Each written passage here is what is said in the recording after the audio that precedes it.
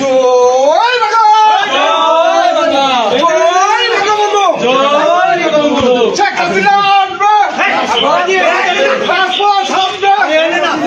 গাজীপুরের শ্রীপুরে রাতের আধারে মশাল মিছিলের প্রস্তুতির সময় নিষিদ্ধ ছাত্রলীগের 4 কর্মীকে আটক করেছে শ্রীপুর থানা পুলিশ। সোমবার দিবাগত রাত 10টার দিকে তাদের গাজীপুর ইউনিয়নের আজুগীর চালা এলাকা থেকে স্থানীয় বিএনপির নেতাকর্মীরা আটকে রেখে পুলিশে সোপর্দ করে।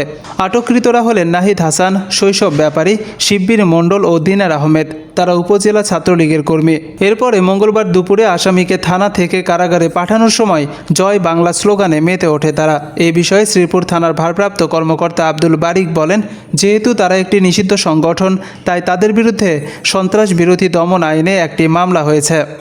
পাশে একটি খালি মাঠে সেখানে কতিপয় নিষিদ্ধ ছাত্রলীগের সদস্য তারা সমবেত হয়ে মশাল মিছিল করার জন্য প্রস্তুতি নিচ্ছে। এই সংবাদের ভিত্তিতে আমরা এলাকার স্থানীয় লোকের মাধ্যমে সংবাদ পাই এবং ঘটনাস্থলে দ্রুত পৌঁছি। তাদের মধ্য থেকে আমরা 4 জনকে গ্রেপ্তার করতে সক্ষম হই।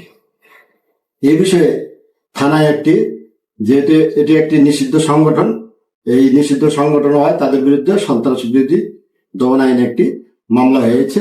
এই মামলায় তাদেরকে বিজ্ঞ আদালতে চালান দেওয়া হচ্ছে।